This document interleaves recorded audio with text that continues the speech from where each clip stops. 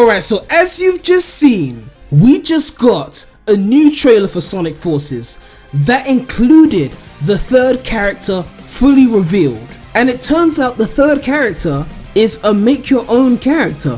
Who would have thought? I mean, it's an interesting concept. I know some people predicted this before, and admittedly I didn't think it would happen, but I guess I was wrong. So welcome to the third character, Deviant Boy the Hedgehog, I guess. It looks like you can customize everything from the glasses to the gloves, the shoes, the skin color, the shirt, and other accessories. And if that wasn't already enough, you can pick between 7 different species: wolf, rabbit, cat, dog, bear, bird, and of course hedgehog.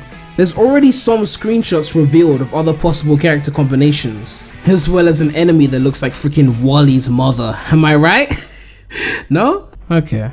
I'm not against the OC idea. I'm sure it'll be fun to play around with that, as well as see what other people come up with and see who's the first to make Adventure Sonic as an OC, but I do have some concerns about this. Firstly, what would this mean for cutscenes? Like, how will the voice acting work? Will they still have one voice for him regardless of how he looks? Like, I don't know if there's genders involved in these characters. Is there like a male and female? Will they have like one male voice actor, one female voice actor? I don't know. Will the character have the same name regardless, like just for story's sake? Like, for example, if Sonic was to mention this new character's name in a cutscene, then it can't be an original name, right? Unless they specifically avoid saying his name in any cutscene, then they allow you to pick a custom name. It seems like either you have a custom name and they don't mention the name at all in the cutscenes, or you still have to have the same name, but then you can just change the look of the character, and then they'll be able to mention the character's name in the cutscenes. Also, I think this also confirms that there'll be no CGI in the game, because CGI is pre-rendered, and unless they pre-rendered the CGI with every possible combination of this third character, which is highly unlikely, I'm guessing the whole game will just use in-game cutscenes, or they'll just keep the CGI to cutscenes where the third character isn't there. And speaking of cutscenes, can we just talk about how out of place Classic Sonic looks in the whole game? You have 2 Sonics and 1 random character. It just looks stupid. It should have just been Modern Sonic and the new character.